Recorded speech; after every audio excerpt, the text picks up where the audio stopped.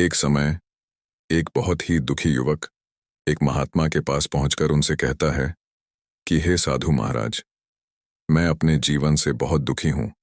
मैं अपनी बीवी, बच्चों और अपने परिवार को भी खुश नहीं रख सकता। मैं अपने लिए भी कुछ नहीं कर पा रहा हूं। कभी कभी तो मुझे अपनी जिंदगी को खत्म कर देने के भी ख्याल आते हैं। आप इतनी साधनाएं करते हैं, इतनी तपस्या करते हैं, क्या आप मुझे कोई ऐसा मार्ग बता सकते हैं जिससे मैं अपने बुरे वक्त से बाहर आ सकूं? मेरा बहुत बुरा समय चल रहा है। 2 वक्त की रोटी का इंतजाम करना भी मेरे लिए बहुत मुश्किल हो गया है। अब आप ही बताएं कि मैं ऐसे वक्त में कैसे जिंदा रहूं, कैसे अपने परिवार को खुश रखूं। कृपया करके कोई साधारण सा तरीका बताने की कृपा करें ताकि मैं आसानी से समझ सकूं, क्योंकि मैं बहुत पढ़ा लिखा भी नहीं हूं। अगर आप बड़ी से बड़ी ज्ञान की बातें करेंगे तो शायद मैं आपके ज्ञान को समझ भी ना पाऊं। यह सुनकर महात्मा ने मुस्कुराते हुए कहा कि तुम एक काम कर सकते हो। महात्मा ने सामने इशारा करते हुए कहा कि उस ऊंची पहाड़ी पर एक मंदिर है और उस मंदिर के पास चींटियों का एक घर है जहां पर हजारों चींटियां रहती हैं। और तुम्हें सुनने में बड़ा अजीब लगेगा, लेकिन ये चींटियां उस मंदिर की जमीन को खराब कर देती हैं, उस मिट्टी की उपजाऊ शक्ति को खत्म कर देती है, जिसके कारण वहां पर कोई भी पेड़ या कोई भी घास पनप नहीं पाती है। तो तुम मेरा एक काम करो, उसके बाद मैं तुम्हें तुम्हारे सवालों के जवाब दूंगा। तुम 7 दिन तक रोज उस पहाड़ी पर जाओ और उन चींटियों के घर को तहस नहस कर दो, उनके घरों को तोड़ दो। मंदिर के आसपास जब भी तुम्हें कोई चींटियों का घर दिखे तो उसे वहीं पर तहस नहस कर देना, लेकिन याद रहे, घर को तोड़ने में कोई भी चींटी मरनी नहीं चाहिए। इस बात को समझने का प्रयास करते हुए वह युवक वहां से चला गया। शायद उसको कुछ समझ में नहीं आया था कि साधु जी ऐसा क्यों करवा रहे हैं। वह उन चींटियां पर अन्याय क्यों कर रहे हैं, उनका घर तोड़वा रहे हैं, उन्हें नुकसान पहुंचा रहे हैं। आखिर कौन महात्मा ऐसा करेगा? लेकिन फिर भी उस महात्मा की बात मानते हुए वह अगले दिन से ही पहाड़ी पर जाना शुरू कर देता है। जब वह पहले दिन पहाड़ी पर पहुंचता है तो देखता है कि बहुत सारी चींटियां अपना खाना जुटाने में लगी हुई हैं। सारी चींटियां कतार से चल रही हैं और अनाज के छोटे छोटे कण उठाकर अपने घर में जमा करती जा रही है। यह देखकर पहले तो उस युवक का मन कमजोर पड़ गया। उसने सोचा कि ये इतनी मेहनत करके अपना घर भर रही है और मैं इनके घर को तबाह कर दूंगा तो इनको कितना बुरा लगेगा। लेकिन फिर उसने उन महात्मा की बात याद करते हुए उस घर को तोड़ना शुरू कर दिया। जल्द ही चींटियों में हाहाकार मच गया। वह इधर उधर दौड़ने लगी। अभी तक जो कतार से चल रही थी, अब वह बिखर गई और इधर उधर अपनी जान बचाने के लिए भागने लगी। थोड़ी देर में घर टूट गया और सारी चींटियां इधर उधर छुपने के लिए भाग चुकी थीं। यह करने के बाद वह युवक दुखी मन से वापस अपने घर पर लौट आया। उसका मन परेशान था, दुखी था, पश्चाताप से भरा हुआ था। फिर उसने अपने बिस्तर पर रात में लेटे लेटे ही सोचा कि अब तो उन चींटियों का घर तबाह हो चुका है, अब वहां वापस जाने का क्या फायदा होगा, क्योंकि महात्मा जी ने चींटियों का घर तहस नहस करने के लिए कहा था, जो मैं कर चुका हूं। लेकिन फिर कुछ सोचकर अगले दिन उसने फिर से वहां जाने का निश्चय किया और अगले दिन सुबह सुबह उठकर वह वापस उसी पहाड़ी पर पहुंच जाता है। पहाड़ी पर पहुंचकर वह उसी जगह पर पहुंचता है जहां पिछले दिन उसने उस घर को तहस नहस कर दिया था। लेकिन वह यह देखकर चौंक जाता है कि उन चींटियों ने फिर से अपना घर उसी जगह पर बना लिया था और अब वह फिर से अपने घर के लिए सामान इकट्ठा करने में जुटी हुई थी। उस आदमी को देखकर लगा कि यह चींटियां कितनी मूर्ख हैं। इनको पता है कि कल ही इनका घर इसी जगह पर तबाह किया गया था और उसी जगह पर उन्होंने अपना नया घर भी बना लिया। और यह सोचकर वह आदमी मन ही मन हंसने लगा। लेकिन फिर से महात्मा की बात याद करते हुए उसने उन चींटियों का घर फिर से तबाह करना शुरू कर दिया। फिर से उन चींटियां में हलचल मच गई और थोड़ी देर में वह चींटियां इधर उधर अपनी जान बचाने के लिए भागने लगी। कुछ ही देर में उनका घर फिर से नष्ट हो गया और वह युवक थोड़ा संतोष के भाव से कि इस बार तो मैंने अच्छी तरह से चींटियों के घर को तबाह कर दिया है, अब तो ये चींटियां यहां पर अपना घर बना ही नहीं पाएंगी। इसीलिए जाने से पहले उसने उस घर पर ठंडा पानी भी डाल दिया ताकि चींटियां वहां पर अपना घर न बना सके। और इस तरह अपना कर्म पूरा करके वह युवक फिर से अपने घर लौट आया। आज रात में सोते वक्त फिर से वह युवक यही सोच रहा था कि क्या महात्मा यह सही काम करवा रहे हैं? क्या किसी का घर तबाह करना किसी सिद्ध पुरुष को शोभा देता है? क्या हो अगर वह महात्मा सिद्ध पुरुष हो ही ना? क्या होगा अगर वह मुझे बेवकूफ बना रहे हो? लेकिन फिर उसने निश्चय किया कि मैं अपने काम को पहले पूरा कर लेता हूं, उसके बाद ही पता चलेगा कि महात्मा मुझसे ऐसा क्यों करवा रहे थे। और यही सोचकर वह रात में सो जाता है। अगले दिन सुबह उठकर वह फिर से उस पहाड़ी की ओर निकल जाता है। पहाड़ी पर पहुंचकर वह उसी जगह पर पहुंचता है जहां पर उसने उनके घर को तबाह कर दिया था, और वह यह देखकर खुश हो जाता है कि वहां पर कोई भी घर नहीं था। सारी चींटियां वहां से भाग चुकी थीं। अब उसने सोचा कि अब मेरा रोज रोज यहां आने का क्या फायदा होगा, क्योंकि चींटियां तो अपना घर बदल चुकी हैं। और महात्मा जी ने मुझे 7 दिन बाद आने को कहा था, लेकिन आज तो तीसरा ही दिन है। अब बाकी 4 दिन वापस आने का क्या फायदा होगा।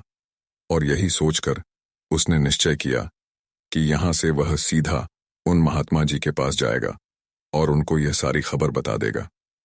जब वह वापस मुड़कर उस पहाड़ी से उस महात्मा की कुटिया की तरफ जाने लगा, तभी अचानक उसकी नजर एक और घर पर पड़ी, जो कि चींटियों का ही बनाया हुआ था। और अब ये चींटियां नए घर में निवास कर चुकी थीं। यह नया घर उनके पुराने घर से थोड़ी ही दूरी पर था। और जब इस युवक की नजर उस घर पर पड़ी, तो उसने सोचा कि शायद महात्मा को पता था कि यह चींटियां अपना घर यहां से बदलकर पास ही किसी दूसरी जगह पर बना लेगी। इसीलिए उन्होंने मुझे 7 दिन बाद आने को कहा था। और यह विचार करके वह उनका नया घर भी तोड़ने के लिए पहुंच जाता है। जब वह वहां पहुंचा तो चींटियां रोज की तरह अपने कार्य में लगी हुई थीं। वह अपने लिए खाना इकट्ठा कर रही थी और अपने घर में जमा कर रही थी। जहां पुराना घर टूटा था, वहां अभी अनाज के दाने पड़े हुए थे, और चींटियां वहां से भी अनाज इकट्ठा करके वापस अपने नए घर में ला रही थी। अब यहां पर फिर से युवक का मन थोड़ा कमजोर पड़ गया, क्योंकि वह खुद भी कमजोर था, खुद भी वक्त का मारा हुआ था। इसीलिए उसके मन में उन चींटियों के प्रति दया का भाव उमड़ रहा था। उनके ऊपर उसे दया आ रही थी। वह चाहता था कि उनकी मदद करें, लेकिन वह उल्टा उनको नुकसान पहुंचा रहा था। लेकिन उसने महात्मा की बात को याद करते हुए फिर से उन घरों को तोड़ने का निश्चय किया, और उसने इस बार बड़ी ही सावधानी के साथ, बिना किसी चींटी को कोई नुकसान पहुंचाए, घरों को तबाह करना शुरू कर दिया था। वक्त थोड़ा ज्यादा लगा, क्योंकि किसी भी चींटी को नुकसान न पहुंचने की शर्त महात्मा ने पहले ही रखी थी। इसीलिए वह बड़ी सावधानी के साथ उन घरों को तबाह कर रहा था। लेकिन आखिरकार उसने उन घरों को भी तबाह कर दिया। और उन घरों को तबाह करने के बाद वह बड़े ही दुखी मन से, इस बार वह पहले से भी ज्यादा दुखी था, क्योंकि उसने उनका नया घर भी तोड़ दिया था। वह उन चींटियों को बसने ही नहीं दे रहा था, और वह अब अपने आप को शैतान या दानव समझने लगा था। लेकिन फिर भी उस महात्मा की बात को मानते हुए वह अपने घर पर दुखी मन से वापस आ गया। रात में सोने से पहले एक बार उसने फिर से सोचा कि मैं कितना बड़ा शैतान हूं, कितना बड़ा दानव हूं। पुराना घर तो छोड़ो, मैं उन चींटियों को कहीं भी बसने के लिए कोई जगह ही नहीं दे रहा हूं। वह चींटियां मेरे बारे में क्या सोचती होगी। वह कितना बड़ा दानव होगा जो घरों को नष्ट करने का यह काम कर रहा है। लेकिन फिर भी उसने अगले दिन जाने का निश्चय किया, और अगले दिन सुबह सुबह वह फिर से वहां पर पहुंच गया। वह यह देखकर फिर से आश्चर्यचकित रह जाता है कि इस बार चींटियों ने एक और नई जगह पर अपना घर बना लिया था। वह तो पहले से भी ज्यादा ऊर्जा के साथ काम कर रही थी, और उन्होंने एक रात में पहले से भी बड़ा घर बना लिया था। और अब वह फिर से अपना अनाज और खाना इकट्ठा करने में लगी हुई थी। यह देखकर उस आदमी को लगा कि यह चींटियां किस मिट्टी की बनी हुई हैं। मैं उनको बार बार यहां से भगाने की कोशिश कर रहा हूं, और ये यहीं पर अपना घर बना लेती है। क्या इनको पता नहीं है, दिखने में इतनी छोटी है, लेकिन फिर भी यह मुझसे हार नहीं मान रही है। और इस बार उसने गुस्से में उन घरों को तहस नहस करना शुरू कर दिया। लेकिन इस बार तहस नहस करते हुए कुछ चींटियां वहीं पर मर गईं, उसके पैरों तले कुचल दी गई। घरों को कुचलने के बाद जब वह अपने अहंकार से बाहर आया तो उसने देखा कि गुस्से में उसने उन चींटियों को कितनी क्षति पहुंचा दी है। उसका मन अपराध बोध से भर गया और वह रोता हुआ अपने घर की तरफ बढ़ गया। रात में सोते वक्त उसने सोचा कि मैं उन चींटियों पर बहुत ज्यादा अत्याचार कर रहा हूं। अब इससे ज्यादा अत्याचार मैं नहीं कर पाऊंगा। और वह अगले दिन उन चींटियों के लिए थोड़ा आटा और शक्कर लेकर उस पहाड़ी पर पहुंच जाता है। आज उसके मन में उन चींटियों के प्रति श्रद्धा का भाव था और जब वह वहां पर पहुंचा तो चींटियां फिर से अपने नए घर को बनाने में जुटी हुई थीं। उसने बड़े ही करुणा के साथ उन चींटियों को अपना लाया हुआ आटा और शक्कर खिलाया। बाकी बचे दिनों में वह ऐसा ही करता रहा। 7 दिन के बाद वह युवक उस महात्मा के पास पहुंचकर हाथ जोड़कर बोलता है कि हे महात्मा जी, मुझे माफ कर देना। मैंने उन चींटियों का घर तबाह करने के लिए बहुत कोशिश की। एक बार नहीं 4 बार मैंने उनके घरों को तोड़ा। उसके बाद मैं हिम्मत नहीं कर पाया, उनके घरों को नहीं तोड़ पाया। मैं समझ सकता हूं कि मैंने आपका काम पूरा नहीं किया और इसके बदले आप मुझे तरीका भी नहीं बताएंगे जो कि मुझे मेरे बुरे समय से बाहर निकल सकता है। लेकिन मुझे इसकी कोई परवाह नहीं है। मुझे लगता है कि मैंने जो किया वह गलत किया, इसीलिए मैं आपसे आज्ञा लेकर वापस जा रहा हूं। यह सुनकर महात्मा जी मुस्कुराते हुए बोले कि अरे बेटा, कहां चल दिए? तुम मुझे यह बताओ कि आखिर तुम उन चींटियों का घर तबाह क्यों नहीं कर सके? वो चींटियां तो छोटी थीं और तुम इतने विशाल हो। कहां है तुम्हारी शक्ति, तुम्हारा बाहुबल? इसका जवाब देते हुए उस युवक ने कहा कि हे महात्मा, मैंने उन चींटियों का घर तबाह कर दिया था, बार बार किया था। एक बार तो अपने गुस्से में उन चींटियों को भी हानि पहुंचा दी थी। लेकिन जिस दिन मैंने उनको हानि पहुंचाई उसी दिन मुझे लगा कि मैं उनको क्यों हानि पहुंचा रहा हूं, क्यों इनको इतनी तकलीफ दे रहा हूं, और उसी दिन से मैंने उनको क्षति पहुंचने की जगह, नुकसान पहुंचाने की जगह उनकी सहायता करनी शुरू कर दी। यह सुनकर उन महात्मा ने कहा कि यही तो सीखने की बात है। एक छोटी सी चींटी हमें जीवन का संदेश दे जाती है। मैंने तुम्हें उन चींटियों का घर तबाह करने के लिए नहीं भेजा था। मैंने तुम्हें भेजा था ताकि तुम इस नन्हे जीव से कुछ सीख ले सको। तुम्हें उन चींटियों से क्या सीख मिली? बेटा, पहली सीख जो इन चींटियों से ले सकते हैं वह यह थी कि तुमने कितनी ही बार उनके घर को तोड़ने की कोशिश की, कितनी ही बार प्रयास किया कि उनके घर तबाह हो जाए, लेकिन वह हर बार अपना नया घर बना लेती थी। उन्होंने कभी भी हार नहीं मानी।